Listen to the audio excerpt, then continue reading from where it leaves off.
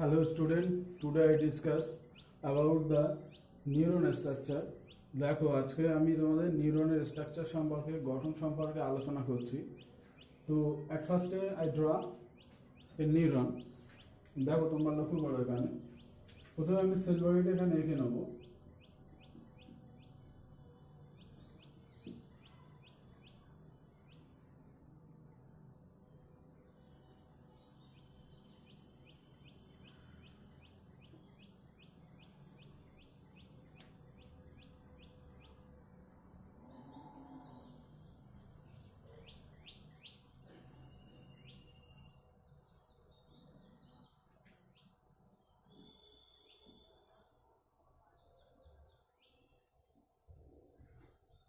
এগুলো short branches দেখতে পাচ্ছ, সবগুলো ব্রাঞ্চেস হয়ে গেছে। আর এর ভিতর একটা নিউক্লিয়াস থাকবে।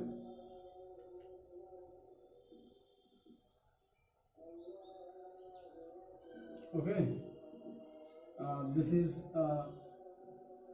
নিউক্লিয়াস। এটা হলো নিউক্লিয়াস।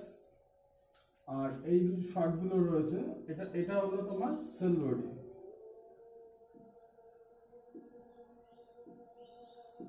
সেল বডিটা আর এর ভিতরে কি আছে, সব সাইটোপ্লাজম।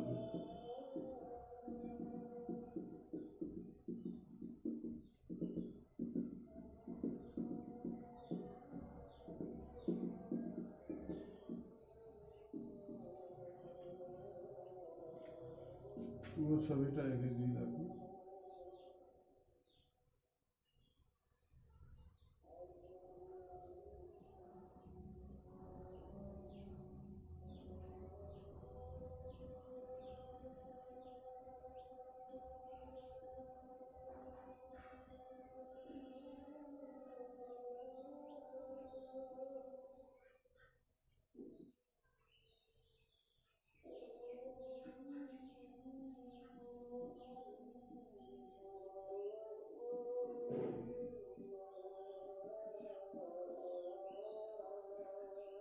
এটাকে আমি সাইনেপটিক বাল্ব।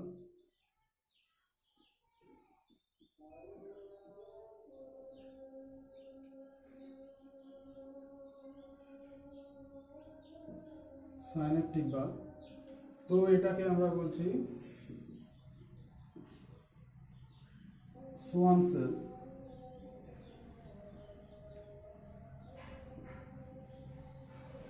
Schwann cell. আর যে মাঝের যেগুলো রয়েছে এটা মায়োলিন সিদ, এখান থেকে একটা আবরণ দ্বারা আবৃত থাকবে।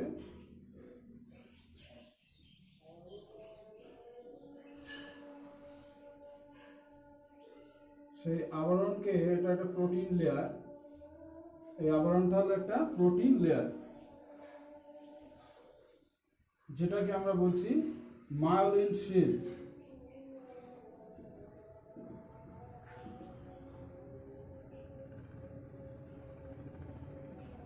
Myelin sheet.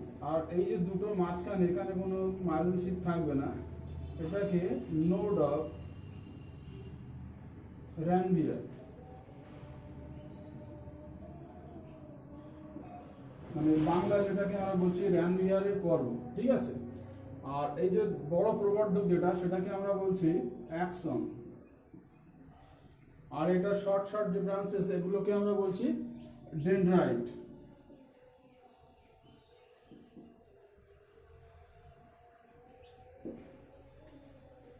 এবারে দেখো এর মধ্যে শুধু যে সেল বডিতে, আমাদের সেল বডিতে কি কি আছে, নিউক্লিয়াস আছে, সাইটোপ্লাজম আছে, হ্যাঁ, এটা মাইটোকন্ড্রিয়া রয়েছে,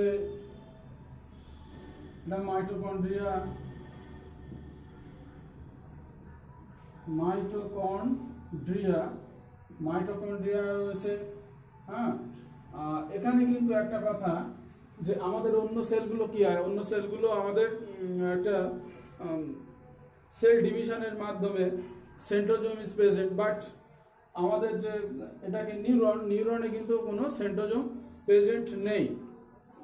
এই সেন্ট্রোজোম প্রেজেন্ট নেই, সেই জন্য এটা কিন্তু বিভাজন হতে পারে না, যেটা একটাই রয়েছে একটাই, এটা কিন্তু ড্যামেজ হলে আবার পুনরায় রিপেয়ার সম্ভব নয়। তো আমাদের একটা দেখো ডেনড্রাইট যেটা, এই নার্ভাস সিস্টেম, আমাদের যে সেন্ট্রাল নার্ভাস সিস্টেম আছে, আমরা বাইরে থেকে কোনো কিছু স্পর্শ করছি, ধরছি, বা কোনো ধরো মশা কামড়ে দিয়েছে হাতে বা পায়ে, আমরা ফট করে সেটা ইনফরমেশনটা পেলাম, যে ইনফরমেশনটা পেলাম সেই ইনফরমেশনটা কোথায় চলে গেল? যে রিসিপ্টার থেকে সম্পূর্ণ যে আমাদের সেন্সরি নার্ভের মাধ্যমে সঙ্গে সঙ্গে চলে গেল আমাদের যে স্পাইনাল কর্ড বা সেন্ট্রাল নার্ভাস সিস্টেম, সেখানে চলে গেল। সেখান থেকে নার্ভ ইম্পালস জেনারেট হয়ে তৎক্ষণাৎ আমাদের এখানে সেটা আমাদের আবার মোটর নিউরনের সাহায্যে, মোটর নার্ভের সাহায্যে আমাদের রেসপন্সটা আবার পেশিতে চলে এলো।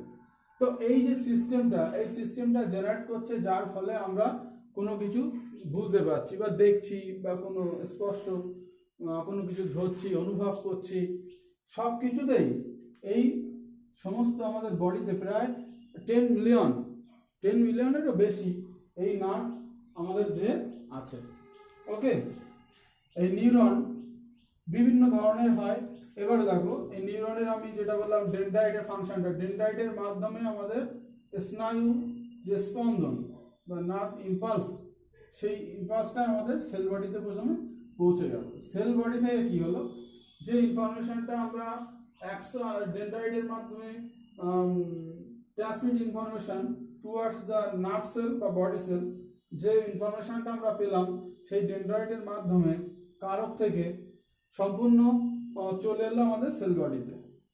তো সেল বডি থেকে সঙ্গে সঙ্গে সেটা কোথায় চলে গেল? অ্যাকশনের মাধ্যমে, সাইনাপটিক বাল্বের মাধ্যমে, প্রি সাইনাপটিক, বা এখান থেকে আমাদের চলে গেল এটা চলে গেল আমাদের পেশিতে বা muscle, toward the muscle target cell, যে সেলটাকে, যে মাসেলটাকে আমাদের বলছে যে সঙ্গে সঙ্গে হাতটা এর উপর দিয়ে মশাটা মেরে ফেলো, বা কোনো আগুনে হাত দিয়েছো, বা মোমবাতি জ্বলছে, মোমবাতির উপরে হাত দিলে হিট, তো হিটে যেই হাত দিচ্ছ সেই কি হচ্ছে, হিটটা আমার হাতে লাগছে। সেখান থেকে ইনফরমেশনটা প্রথমে এখানে যে প্রান্ত, যে নার্ভগুলো রয়েছে, সেই নার্ভের যে ডেনড্রাইট পোর্শনগুলো রয়েছে, ডেনড্রাইটের মাধ্যমে সঙ্গে সঙ্গে কি হলো, নার্ভ ইম্পালসটা কয়েক সেকেন্ডের মধ্যে আমাদের যে ভার্টিব্রাল কশরুকার মধ্যে যে সেন্ট্রাল নার্ভাস সিস্টেম আছে, হ্যাঁ, তো সেখানে চলে এলো।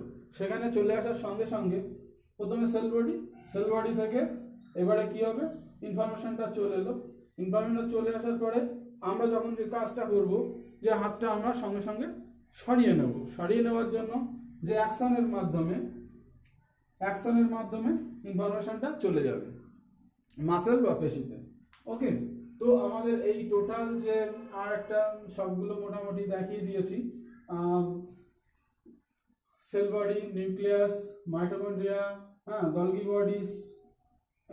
বডিস থাকবে, প্রেজেন্ট থাকবে, আর নিসেল দানাও থাকবে। তো এখান থেকে আমাদের এই যে ডেনড্রাইট আর অ্যাকশন, তো এটা হচ্ছে একটা প্রবর্ধক, এটা অনেকটা বড় কম্পারেটিভলি ডেনড্রাইট থেকে। এবারে দেখো, এই যে স্ট্রাকচার, গঠন অনুযায়ী নিউরনকে আমরা 3 ভাগে ভাগ করব। একটা হচ্ছে ইউনিপোলার মিন্স, দেখো ইউনিপোলার কখন বলছি, ইউনিপোলার হচ্ছে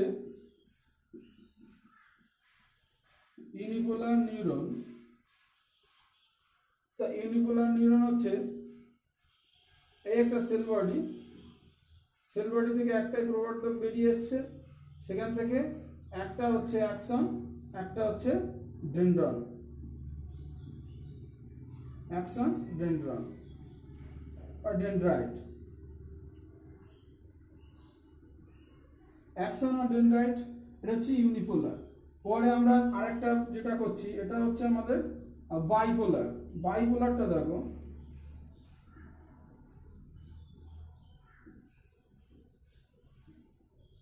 বাইপোলার নিউরনের ব্যাপারটা দেখো। বাইপোলার হচ্ছে একটা সেল বডি থাকবে, সেই সেল বডি থেকে একটা ডেনড্রাইট থাকবে, একটা অ্যাকশন থাকবে, এটা ডেনড্রাইট, সেটা বাইপোলার। আর একটা আছে মাল্টিপোলার,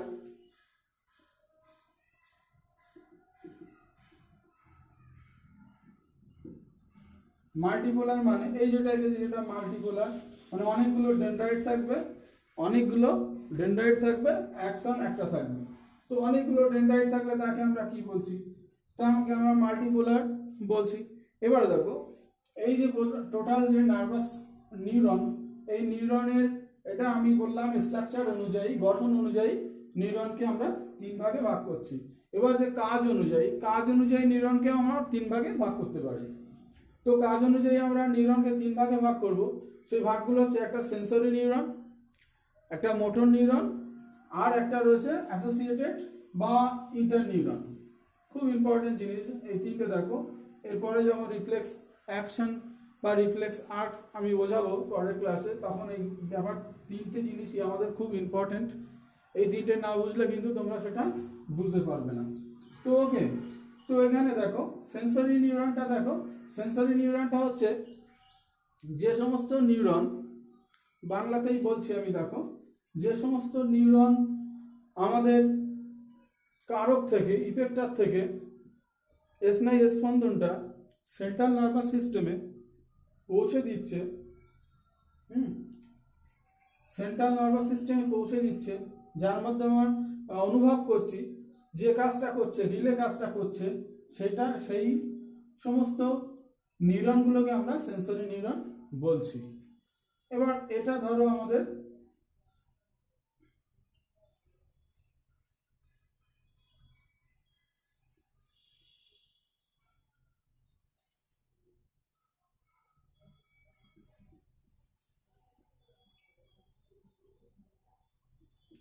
সেন্ট্রাল নার্ভাস সিস্টেম এখানে রয়েছে। এখান থেকে আমাদের কি হচ্ছে, এখান থেকে একটা দেখো, এখান থেকে একটা নার্ভ গ্যাংলিয়ন আছে, সেই নার্ভ গ্যাংলিয়নের মাধ্যমে এখান থেকে চলে যাচ্ছে ইনফরমেশন, এখান থেকে চলে যাচ্ছে। তাহলে এই যে আমাদের ইনফরমেশনটা এখানে পৌঁছে গেল, এই যে সেন্সরি, এটাকে আমরা বলছি সেন্সরি নিউরন। আর এর মিডিলে একটা রয়েছে